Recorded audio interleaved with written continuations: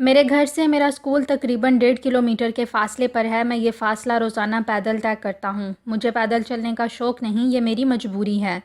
میری ماں بیوہ ہے اور میں اس کی امیدوں کا واحد سہارا ہوں۔ میری ماں دن بھر سلائی کرتی ہے، اس کی آنکھوں پر موٹے شیشوں کی اینک ہے، مگر وہ ہمیشہ مطمئن نظر آتی ہے۔ بچپن ہی سے میری ماں نے مجھے اچھی اچھی باتیں بتائیں اور بڑا آدمی بننے کے گر سکھائے۔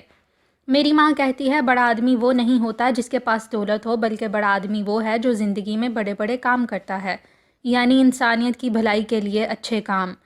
میں بھی بڑا آدمی بننا چاہتا ہوں، اسی لیے ماں کی نصیحتوں پر عمل کرتا ہوں، دل لگا کر پڑھتا ہوں اور ماں کی خدمت کرتا ہوں۔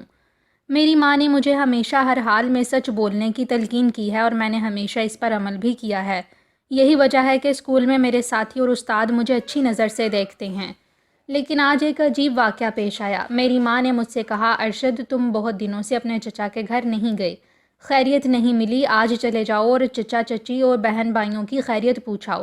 جی اچھا امی جان، میں نے سعادت مندی سے اقرار کر لیا۔ دراصل میرے چچا بہت امیر آدمی ہیں، ان کی بڑی سی کوٹھی ہمارے کوارٹر سے بہت زیادہ دور نہیں۔ میں اکثر ان کی خیریت معلوم کرنے جاتا ہوں، مگر وہ لوگ ہمارے گھر نہیں آتے۔ شاید اس کی وجہ یہ ہے کہ ہم غریب لوگ ہیں اور ہمارا گھر چھوٹا سا ہے۔ آسائش کا کوئی سامان نہیں، لیکن ان کے نہ آنے سے ہم نے کبھی برا نہیں منایا۔ میری ماں کہتی ہے کوئی بات نہیں، وہ نہیں آتے نہ آئیں، تم اپنے فرض میں کوتاہی مت کرو۔ چنانچہ آج بھی ماں کے حکم پر میں چچا کے گھر روانہ ہو گیا۔ چچا کے گھر پہنچا تو وہاں عجیب ہنگامہ تھا۔ میرے چچا زاد بھائی نوید کے کچھ دوست اکٹھے ہوئے تھے اور وہ سب آپس میں کوئی پروگرام بنانے والے تھے۔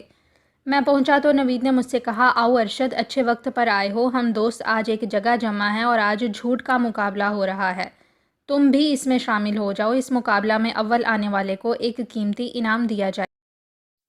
نوید کی بات میری سمجھ میں بالکل نہ آئی۔ میں حیران و پریشان ہال میں داخل ہو گیا۔ نوید نے اپنے دوستوں سے میرا رسمی تعارف کروایا اور کہا، ارشد بھی اس مقابلے میں حصہ لے گا۔ میں کچھ نہ سمجھتے ہوئے ایک کرسی پر بیٹھ گیا، جیسے اور بھی کئی لڑکے بیٹھے تھے۔ یہ سب لڑکے نوید ہی کی طرح امیر تھے اور عمدہ لباس پہنے ہوئے تھے۔ میرا لباس اگرچہ قیمتی نہ تھا مگر صاف ستھرا تھا۔ ذرا سی دیر میں کھیل کی کارروائی شروع ہو گئی۔ ایک لڑکا جس کا نام نادر تھا، اس نے کھڑے ہو کر کھیل کے قواعد بیان کیے اور کہا، آج ہم جھوٹ کا مقابلہ منعقد کر رہے ہیں۔ اس مقابلے میں حصہ لینے والا ہر شخص ایک ایسا واقعہ پیش کرے گا جس میں اس نے جھوٹ بولا ہو اور اس سے کوئی فائدہ بھی اٹھایا ہو۔ بہترین جھوٹ بولنے والے لڑکے کو ایک قیمتی انعام دیا جائے گا۔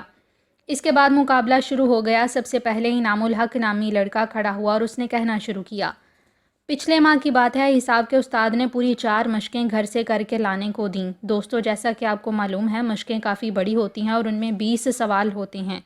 اس طرح یہ کام میرے بس کا نہ تھا۔ ویسے خیر اگر میں چاہتا تو کر سکتا تھا، مگر قصہ یہ تھا کہ مجھے اس روز فلم دیکھنے جانا تھا، چنانچہ میں ہوم ورک نہ کر سکا۔ حساب کے استاد بہت سخت تھے، وہ کسی کو معاف نہیں کرتے تھے اور ہوم ورک نہ کرنے والے لڑکے کو اچھی مار لگاتے تھے۔ چنانچہ میں دل ہی دل میں ڈرا ہوا تھا، لیکن پھر میں کچھ مطمئن ہو گیا۔ دوسرے دن جب کلاس میں ماسٹر صاحب نے مجھ سے کام کر کے نہ لانے کی وجہ دریافت کی تو میں سر جھکا کر خاموش کھڑا ہو گیا اور پھر شکستہ آواز میں کہا، سر کل میرے دادا کا انتقال ہو گیا تھا، اس وجہ سے میں ہوم ورک نہیں کر سکا۔ میری یہ بات سن کر ماسٹر صاحب خاموش ہو گئے اور مجھے سیٹ پر بیٹھ جانے دیا۔ دوستو، آپ جانتے ہیں یہ میرا انتہائی خوبصورت جھوٹ تھا جس نے میری جان بخشی کروائی، اور بھائی دادا تو میرے فالج کے مریض ہیں، بول بھی نہیں سکتے، نہ زندوں میں ہیں نہ مردوں میں، اسی لیے میں نے انہیں مردہ بنا لیا۔ لڑکے کی کہانی ختم ہوئی تو ہال میں کہے گونجنے لگے، مگر میں مسکرا بھی نہ سکا۔ ایک تو جھوٹ اور وہ بھی دادا کی وفات کا۔ اب دوسرا لڑکا کھڑا ہو گیا، اس نے اپنی جھوٹی کہانی شروع کی۔ دوستو، میں ہی سب سے بڑا جھوٹا ہوں، اس مقابلے میں شاید ہی مجھ سے کوئی جیت سکے۔ جیسا کہ آپ جانتے ہیں، ڈیڈی نے میرے اوپر ٹیوشن لگا رکھی ہے۔ میں روزانہ ماسٹر صاحب کے پاس پڑھنے جاتا ہوں، مگر بھائی روز روز کی مصیبت مجھ سے برداشت نہیں ہوتی۔ اس وجہ سے میں مہینہ میں کم از کم 10-15 ناغے ضرور کرتا ہوں۔ میرے ڈیڈی پڑھائی کے معاملے میں بڑے سخت ہیں، اگر انہیں پتہ چلے تو ہڈی پسلی ایک کر دیں، مگر انہیں کس طرح پتہ چل سکتا ہے؟ میں ان سے کہتا ہوں کہ پڑھنے جا رہا ہوں، مگر محلے کے یار دوستوں کے ساتھ تاش کھیلنے بیٹھ جاتا ہوں۔ میرے اس جھوٹ کا انہیں پتہ نہیں اور ان دنوں اسی جھوٹ کے باعث عیش کی زندگی گزار رہا ہوں۔ یہ کہہ کر وہ لڑکا اپنی جگہ پر بیٹھ گیا۔ اس کی دیدہ دلیری پر خوب زوردار تالیاں بجیں۔ ایک اور لڑکا کھڑا ہوا، اس نے کہا، میری کہانی بہت دلچسپ ہے۔ جیسا کہ آپ سب جانتے ہیں، میں مالدار نہیں ہوں، میرے بابا کی معمولی سی آمدنی ہے، اس بات کی خبر میرے کلاس ٹیچر کو بھی ہے۔ 2 ماہ قبل کی بات ہے، فیس کے 200 روپے لے کر جانے تھے۔ میں نے بابا سے مانگے، بابا نے کہیں نہ کہیں سے انتظام کر کے روپے دے دیے۔ اب میں نے دل ہی دل میں ایک پلان بنایا۔ دوسرے دن میں اسکول پہنچا اور جب فیس دینے لگے تو اپنی باری پر میں خاموش کھڑا ہو گیا اور میری آنکھوں سے جھوٹ موٹ کے آنسو بہنے لگے۔ ارے کیا ہوا؟ کلاس ٹیچر نے پوچھا۔ سر میری فیس کے روپے راستے میں گر گئے۔ کلاس ٹیچر نے میری روداد سنی، وہ میرے مالی حالت سے باخبر تھے۔ انہیں مجھ سے بہت ہمدردی ہوئی اور انہوں نے اس روز اپنی جیب سے یہ رقم ادا کر دی۔ دوستوں میں دل ہی دل میں کھل اٹھا، پھر ان 200 روپے سے خوب عمدہ چیزیں کھائیں، سگریٹ کے کئی پیکٹ خریدے، خود بھی پیے، دوستوں کو بھی پلائے۔ اب بھی میرے پاس اس میں سے 25 روپے بچے ہوئے ہیں۔ اب ذرا سے جھوٹ سے مجھے کتنا فائدہ پہنچا۔ لڑکا کہانی سنا کر بیٹھ گیا، سب نے تالیاں بجائیں۔ اب ایک اور لڑکا کھڑا ہو گیا، اس لڑکے کا نام ستار تھا۔ اس نے کہا، پچھلے ہی ہفتے کی بات ہے، میں ابو کے دوست کے گھر گیا، اس کا قیمتی پین مجھے بہت پسند تھا۔ میں نے موقع دیکھ کر چپ چاپ قلم اٹھا لیا اور گھر لے آیا۔ دوسرے دن اتفاق سے میرا پھر وہاں جانا ہو گیا، وہاں قلم کی ڈھونڈ پڑی تھی، میرے دل میں کیا آئی کہ میں نے عبدل کا نام لے لیا۔ عبدل ان کے گھر کا ملازم ہے اور میں خواہ اس سے چڑھتا ہوں۔ اس وقت مجھے اچھا موقع ملا تھا کہ عبدل کی پٹائی ہو۔ چنانچہ یہی ہوا۔ انکل نے عبدل کی خوب پٹائی کی، مگر جب اس نے چوری قبول نہ کی تو انہوں نے اسے نوکری سے نکال دیا۔ دوستو، یہ ہے وہ چوری کا قلم۔ خوب ٹھاٹھ سے لکھتا ہوں، عیش کرتا ہوں۔ دیکھا آپ نے جھوٹ کا انجام؟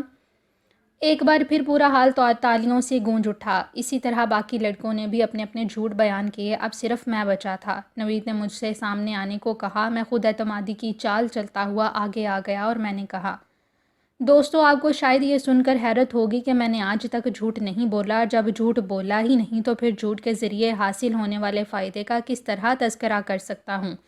اس لیے معذرت۔ یہ کہہ کر میں اپنی جگہ واپس آ گیا، لیکن پھر تو جیسے لڑکوں کے کہکہوں کا ایک طوفان سا بپا ہو گیا۔ ہر شخص مجھ پر ہنس رہا تھا، میری طرف عجیب نظروں سے دیکھ رہا تھا۔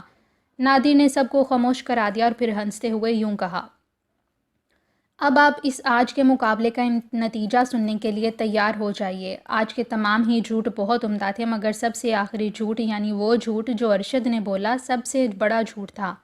اس لیے آج کا مقابلہ ارشد صاحب نے جیت لیا ہے اور ان کے بولے ہوئے جھوٹ کا فائدہ ابھی ان کو انعام کی صورت میں ملنے والا ہے۔ میرے خیال میں اس فیصلہ پر سبھی کو متفق ہونا چاہیے۔ سب نے تائید میں تالیاں بجائیں، میں ہونک بنا اپنی جگہ پر بیٹھا رہا۔ مجھے انعام لینے کے لیے پکارا گیا، میرے پاؤں من کے بھاری ہو گئے۔ یوں لگتا تھا کہ قدم نہ اٹھا سکوں گا، رنج و غم سے سینہ شک ہوا جاتا تھا۔ نوید نے میرا ہاتھ پکڑ کر مجھے اٹھایا اور زبردستی مجھے نادر کے پاس لے گیا۔ نادر نے ایک پیکٹ مجھے تھما دیا، میں نے لرزتے ہاتھوں سے پیکٹ تھام لیا۔ اس کے بعد کچھ دیر تک ہلہ گلا ہوتا رہا، پھر سب لڑکے ایک ایک کر کے چلے گئے۔ میں اپنی سچائی کسی پر ظاہر نہ کر سکا، میرے پاس ایسے الفاظ کہاں تھے جو ان سب کو سمجھا سکتے۔ میں بھی چاروں ناچار اپنے گھر واپس آ گیا، مگر مجھے اس بات کا بہت صدمہ تھا کہ سب نے مجھے سب سے بڑا جھوٹا قرار دے کر جھوٹ کا انعام مجھے دیا ہے۔ حالانکہ میں کبھی جھوٹ نہیں بولتا اور یہ بات بھی میں خوبی جانتا ہوں کہ اللہ تعالیٰ نے جھوٹوں پر خدا کی لعنت فرمائی ہے۔ میری ماں مسکرانے لگی، پھر بولی، بیٹے یہ تمہارے سچ کا انعام ہے۔ تم نے تو سچ بولا تھا، خدا کو معلوم ہے تمہاری سچائی کا راز۔ وہ سچ بولنے والوں کو دوست رکھتا ہے اور انعامات سے نوازتا ہے۔ اب کھول کر دیکھو اس پیکٹ میں کیا ہے۔ میں نے پیکٹ کھولا، اس میں ایک قیمتی گھڑی تھی۔ میرے پاس گھڑی نہ تھی اور مجھے اس کی سخت ضرورت بھی تھی۔ میری سچائی کے عوض خدا نے مجھے گھڑی دلوا دی تھی۔